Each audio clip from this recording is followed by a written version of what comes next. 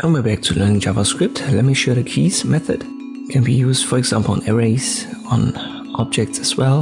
Let me show 2 examples. We've got a simple array ARR with A, B, C, D, E. Printed out, we get our letters.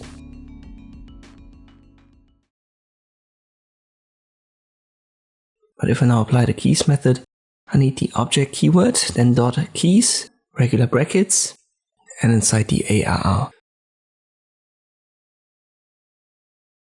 But let me obviously write this correctly here. So it's the object keyword, then dot keys, and inside regular brackets ARR, our array name. And now we get 0 up to 4. If I change the values here, that doesn't change because the keys in the array are basically the index positions. But if I add, for example, a 6 value right here, we get the 5th string. So for the 5th index position.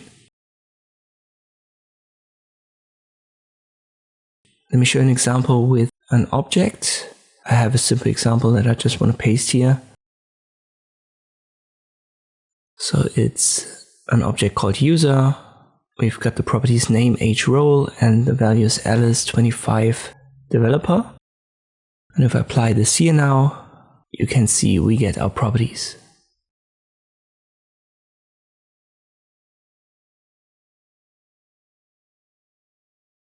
So the keys find the properties of objects or the index positions of arrays in simple terms. Let me add another property here, maybe like status. So I add comma, then status.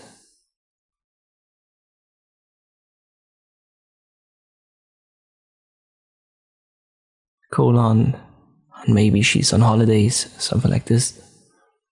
And this should return status as well as a key. And here you can see it. So this is how you can use the keys method in JavaScript. I hope this video was helpful. Thank you for watching and I'll see you next time.